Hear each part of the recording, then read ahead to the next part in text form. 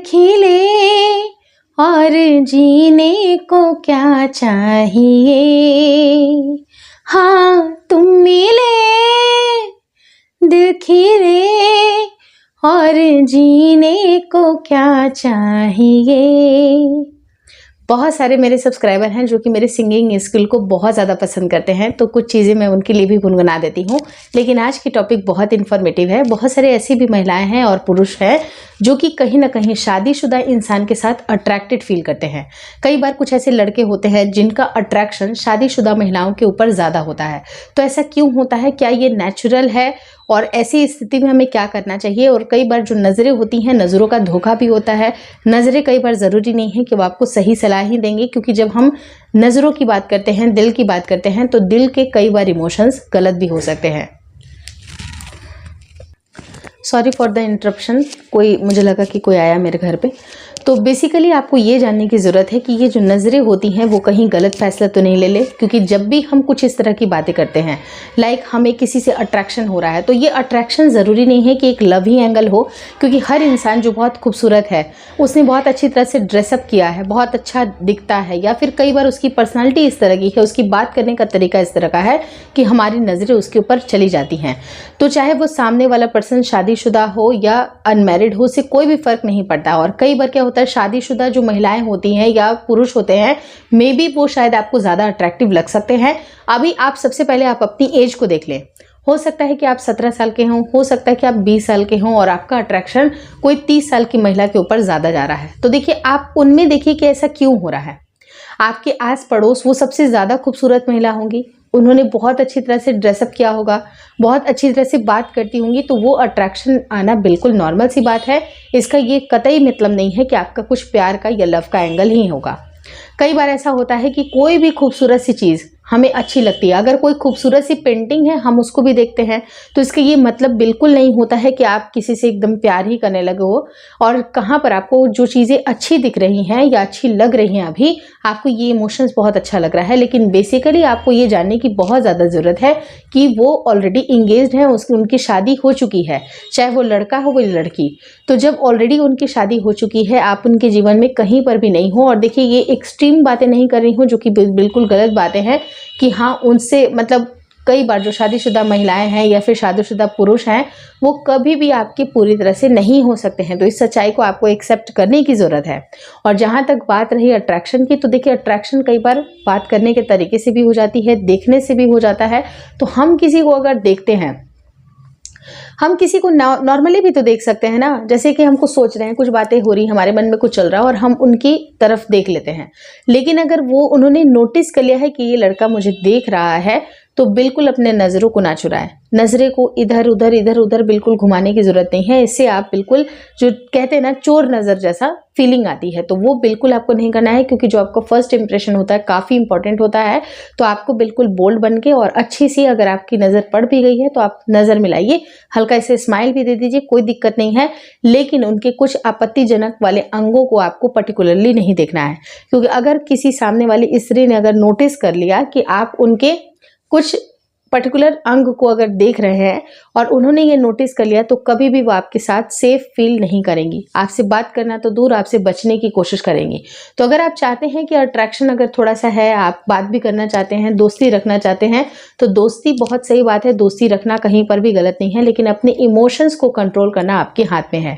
क्योंकि जो इमोशंस होते हैं, अगर वो गलत डायरेक्शन में जा रहे हैं, तो वो हमें गलत राह भी देंगे और उससे आपका करियर भी बर्बाद हो सकता है। अब मैं आपको बहुत सारे लोग, 1-2 पर्सन का एक ऐसा कमेंट भी आया था, बहुत सारे तो नहीं, 1 पर्सन का ऐसा कमेंट आया था कि आप मुझे डरा रही हो। तो देखिए, डराने की बात नहीं कर रही हूँ, मैं आपको सच्चाई बता रही हूँ कि जो स्त्री या जो पुरुष ऑलरेडी किसी के साथ मैरिड है, वो आपका साथ नहीं निभा सकता है। चाहे थोड़ी देर के लिए टाइम बिंग अगर आपकी दोस्ती हो रही है, अट्रैक्शन हो रही है, लेकिन कुछ चीज़ें जो आज अच्छी लग रही हैं, वो अच्छी हैं भी आपके लिए या नहीं है, उसका डिसीजन आपको खुद लेना है। क्योंकि जब हम बहुत ज़्यादा अट्रैक्शन में, मोह माया में पड़ते हैं, अपने खुद के करियर को चौपट करते हैं, और वो चीज़ें आपके लिए काफ़ी ज़्यादा डिजास्टर्स हो जाती है। क्योंकि जो सामने वाला पर्सन है वो तो वेल सेटल्ड है, उसकी तो मस्त जॉब चल रही है, वो तो बिल्कुल सेटल्ड है, उसकी शादी भी हो चुकी है, और आप अपने लाइफ को अगर ख़राब कर रहे हैं, तो इससे ज़्यादा बेवकूफ़ी भरी वाली बात कुछ हो ही नहीं सकती है। तो मैं अपने वीडियोज़ में आपको कभी भी गलत सलाह नहीं दूंगी, बल्कि आपको मेरे वीडियोज़ से कुछ ना कुछ सीखने ही मिलेगा जो कि बिल्कुल सही है। तो सीखिए, समझिए अट्रैक्शन है या फिर कई बार मुझे भी बहुत ज़्यादा अट्रैक्शन फील होता है। तो अट्रैक्शन का मतलब प्यार मोहब्बत का ही एंगल नहीं होता। ऐसा नहीं है कि प्यार मोहब्बत का ही एंगल है। आपको समझना पड़ेगा कि कहाँ पर आपको रुकना है, कहाँ पर कितनी दोस्ती रखनी है, कहाँ पर किससे कितना बात करना है। अगर वो चीज़ों की आप सेंसिटिविटी समझ ही नहीं रहे हैं, उसकी क्या आपको कीमत है वो ही आप समझ नहीं रहे हैं, तो क्या फ़ायदा। और रही जहाँ तक बात कि कोई लड़की आपके साथ बात करना कब चाहेगी, जब उसको पता होगा कि ये पर्सन भी बहुत अच्छा है। अगर आप एज अ पर्सन ही अच्छे नहीं हो, अगर आपकी खुद की सीरत अच्छी नहीं है, आप एज अ पर्सन ही अच्छे नहीं हो, आपकी गलत नीयत है, तो कोई भी लड़की या कोई भी मतलब खास करके लड़कियां वो कभी भी आपके साथ सेफ फील नहीं करेंगी। और सेफ फील नहीं करेंगी तो दोस्ती भी आपके साथ बिल्कुल नहीं रखेंगी। तो आप इस बात को समझें कि आप एज अ पर्सन अच्छे हों, क्योंकि जो अच्छे पर्सन होते हैं ना, चाहे उन्होंने कैसे भी ड्रेसिंग सेंस रखा हो, जो पर्सन अच्छा है ना उसकी जो व्यक्तित्व है वो आकर्षक खुद से लगने लगेगी। तो वो व्यक्तित्व को आकर्षित बनाने के लिए आपको खुद भी अच्छा होना पड़ेगा, क्योंकि एज अ पर्सन जो आप हो वही आप दिखते हो। आपके अंदर जो आप बात कर रहे हो आपको पता होना चाहिए कि आपकी सोच की स्थिति क्या है।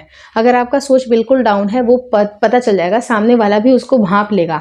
तो सिर्फ अट्रैक्शन या प्यार के पीछे मत भागिए, अपने आप को सुधारने का काम करिए, अपने आप को अच्छा बनाने का काम करिए। और जितना अच्छा अगर आप अंदरूनी तौर से बनिएगा, उतना एज अ पर्सन अगर आप अच्छा निखर करके आइएगा तो आप अपने करियर को भी फोकस कर पाइएगा। और करियर अगर आपका सेट है तो प्यार मोहब्बत दोस्ती भी आपके साथ आएगी। तो अपने जो मेन काम है उसको फोकस करें। चाहे आप कितनी भी हंसी मजाक कर लो, कितनी भी दोस्ती कर लो, कितना भी प्यार कर लो, लेकिन मेन रूप से आपको ये जानने की ज़रूरत है कि आप एज अ पर्सन अच्छे हों और आपका करियर सेट हो। ये बात बिल्कुल सही है, इसमें कोई दो राहें नहीं है। मैं ऐसी कोई भी फैंसी बातें नहीं करूँगी कि इसको अट्रैक्ट करो, उसको अट्रैक्ट करो। आप खुद को पहले वो चीज़ें अट्रैक्ट करो ना जो आपके अंदर है, जो एक हिडन क्वालिटीज़ है, वो शायद आपने अभी तक नहीं निखारी हैं। तो आप दूसरों के पीछे क्यों भाग रहे हो, पहले खुद को सुधारो, अट्रैक्शन तो खुद आएगा। और रही जहाँ तक बात कि शादीशुदा जो महिलाएं हैं, पुरुष हैं, आप उनसे कुछ हद तक दोस्ती रखिए, इतनी ही दोस्ती रखिए जितना कि आप निभा पाएं। क्योंकि जब आप उनके लिए हर कुछ नहीं कर सकते हैं, सब कुछ नहीं कर सकते हैं, या वो आपके लिए सब कुछ नहीं कर सकती हैं, तो उस दोस्ती को दोस्ती के पैमाने पे ही रखिए।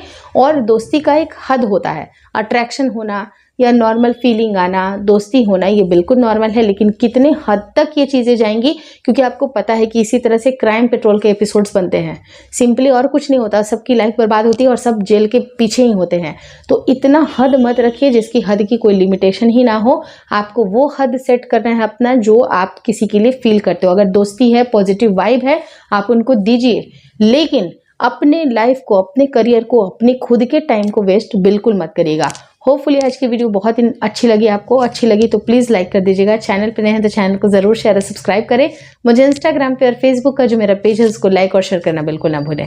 Thank you so much for watching.